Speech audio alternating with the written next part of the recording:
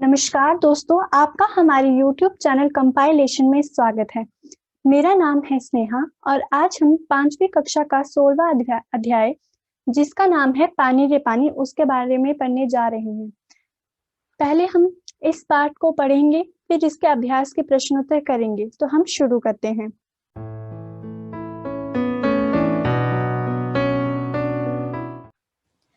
कहाँ से आता है हमारा पानी और फिर कहाँ चला जाता है हमारा पानी? हमने कभी इस बारे में कुछ सोचा है? सोचा तो नहीं होगा शायद, पर इस बारे में पढ़ा जरूर है। भूगोल की किताब पढ़ते समय जल चक्र जैसी बातें हमें बताई जाती हैं। एक सुंदर सा चित्र भी होता है इस पाठ के साथ। सूरज, समुद्र, बादल, हवा, धरती, फिर बरसात की बूंदें और लो फिर बहती हुई एक नदी और उसके किनारे बसा तुम्हारा हमारा घर, गांव या शहर। चित्र के दूसरे भाग में यही नदी अपने चारों तरफ का पानी लेकर उसी समुद्र में मिलती दिखती है। चित्र में कुछ तीर भी बने रहते हैं। समुद्र से उठी भाप बादल बनकर पानी में बदलती है और फिर इन तीरों के सहारे जल की यात्रा एक तरफ से शुरू होकर समुद्र में वापस मिल जाती है। जल चक्र पूरा हो जाता है।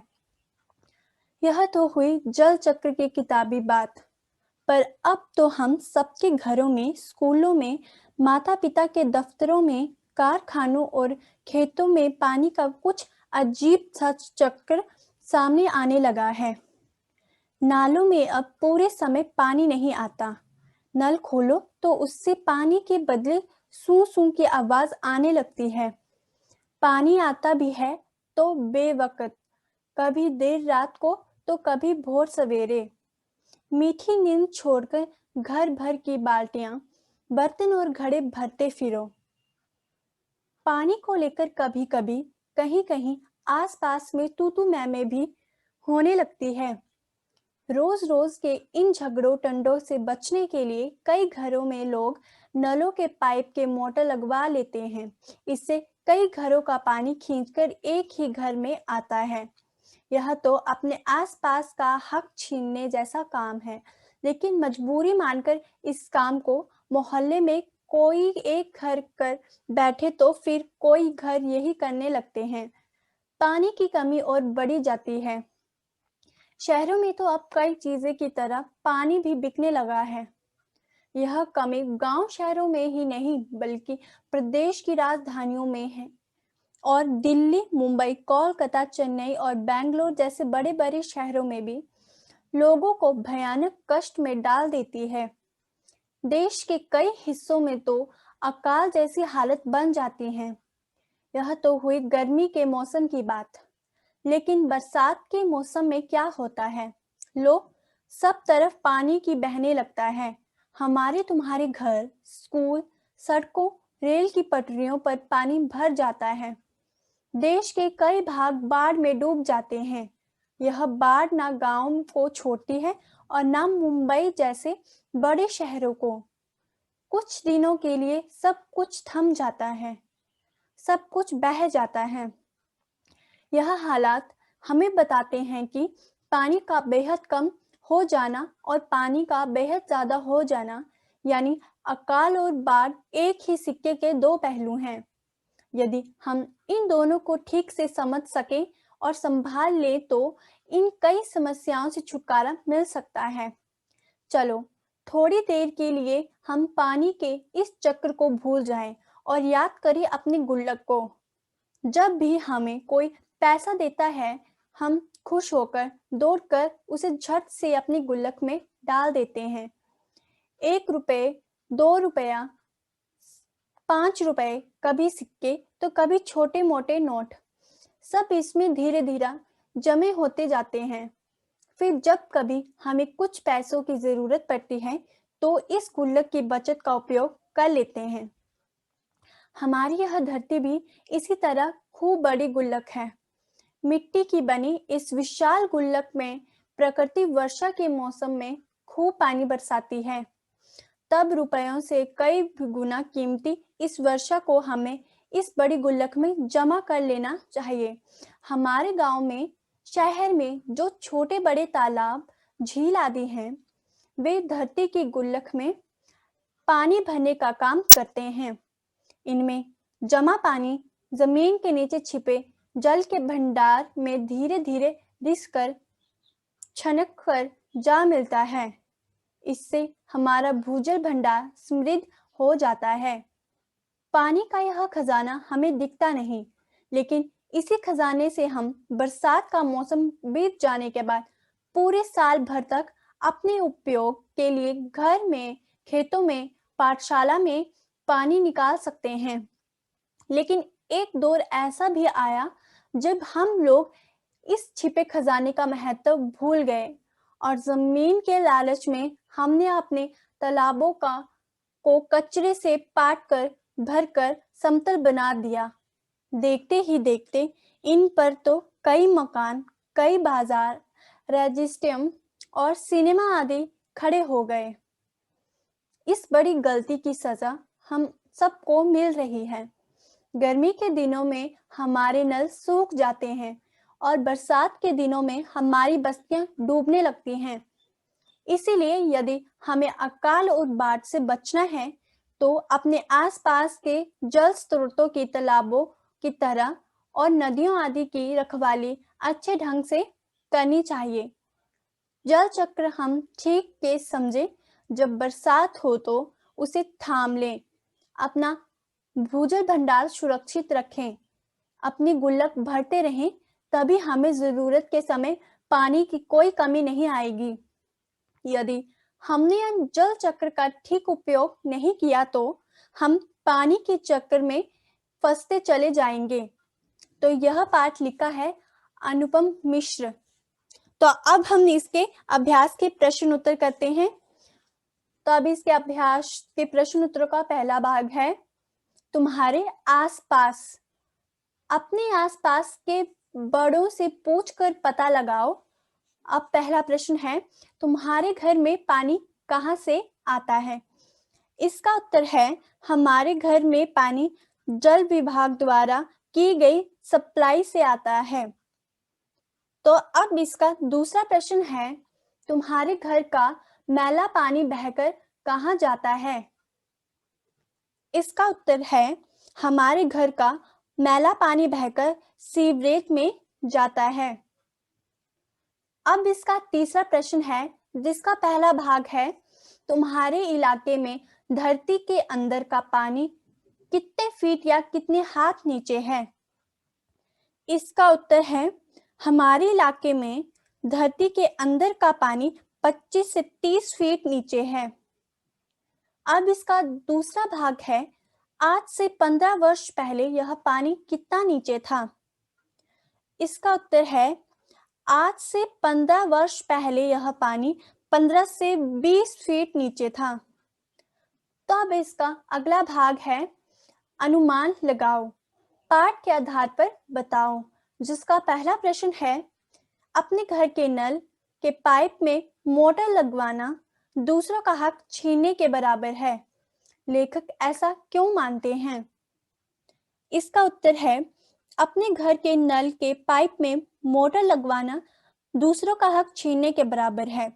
लेखक ऐसा इसीलिए मानता है कि मोटर द्वारा हम दूसरों को मिलने वाले पानी को अपने घर में खींच लेते हैं, जिससे मोटर वाले घर में तो पानी की कमी पूरी हो जाती है, लेकिन दूसरे घरों में पानी की कमी हो जाती है।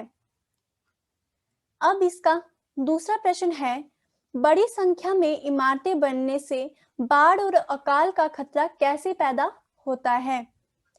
इसका उत्तर है, बाढ़ और अकाल एक ही सिक्के के दो पहलू हैं।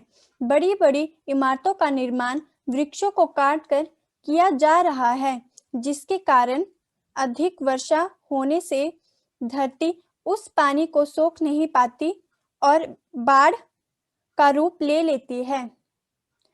कृषि उपयुक्त भूमि पर इमारतें बनने से और पेड़ पौधों की कटाई होने से पर्यावरण में वर्षा की मात्रा कम हो जाती है, क्योंकि पेड़ पौधे वर्षा लाने में सहायक होते हैं।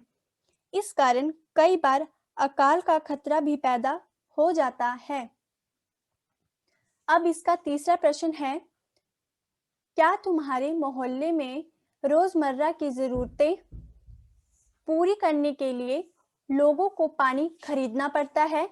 यदि हाँ, तो बताओ कि तुम्हारे घर में रोज औसतन कितने लीटर पानी खरीदा जाता है? इस पर कितना खर्चा होता है?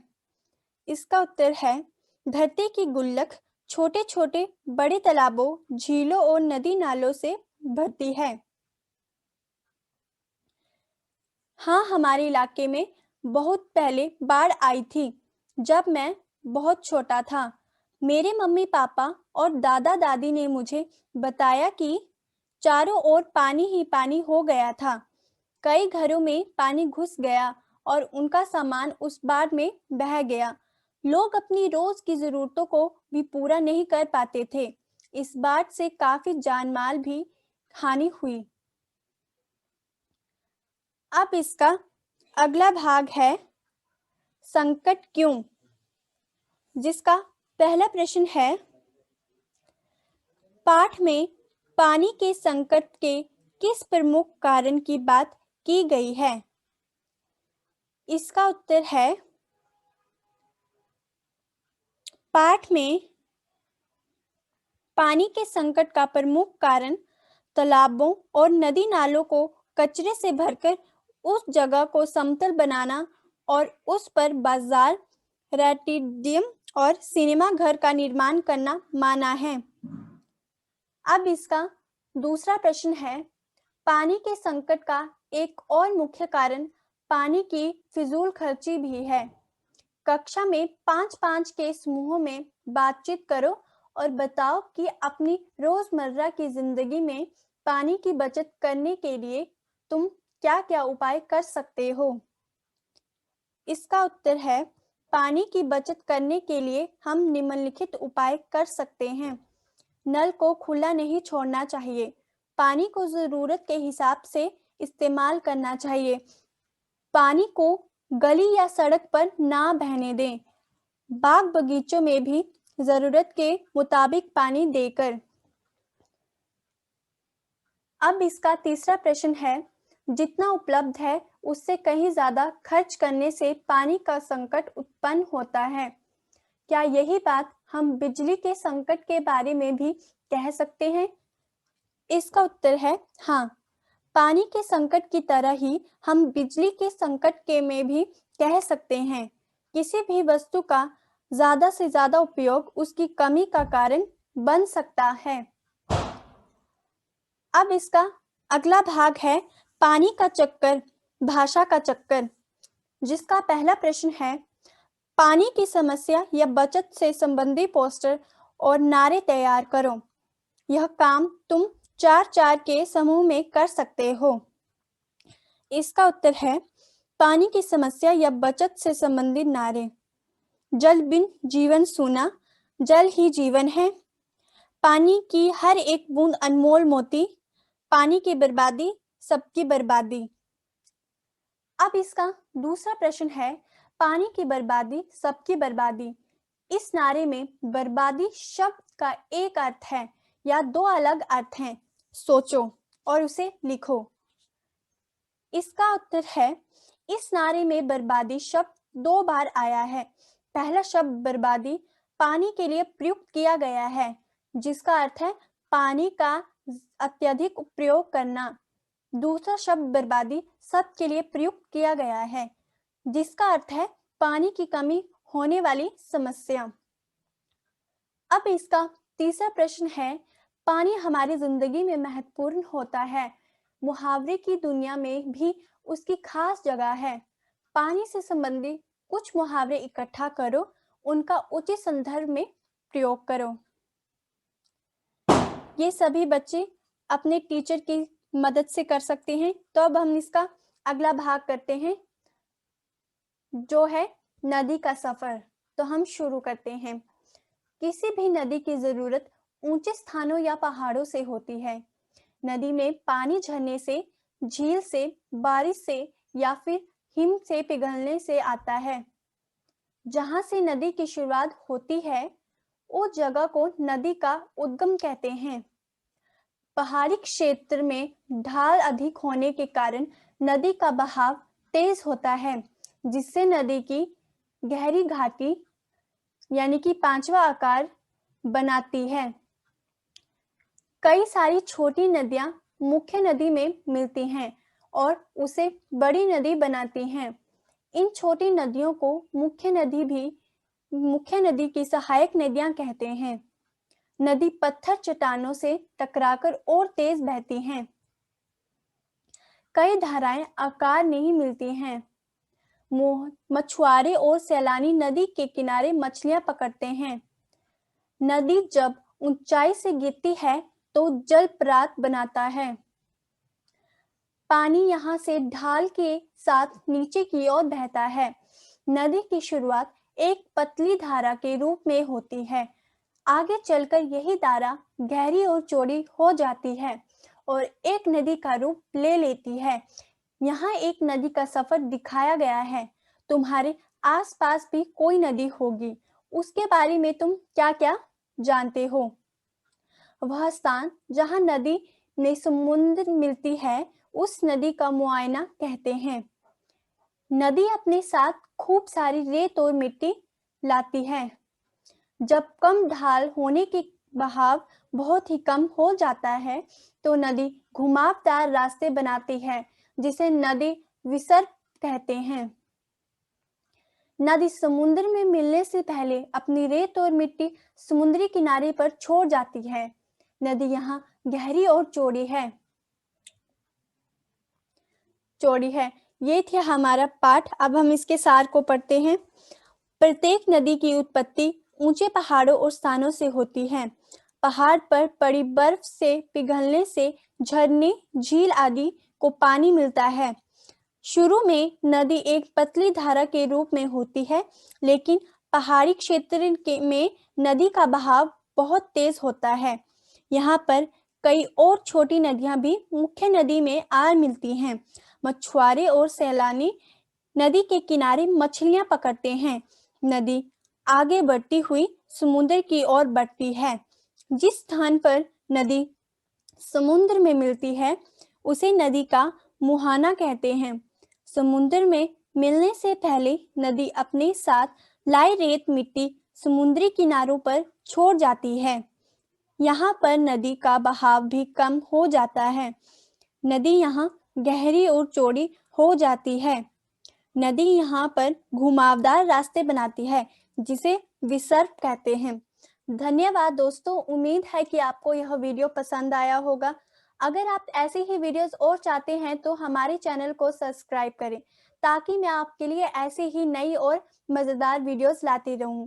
मिलते हैं मेरी एक नई वीडियो में एक नई कहानी के साथ। तब तक के लिए धन्यवाद।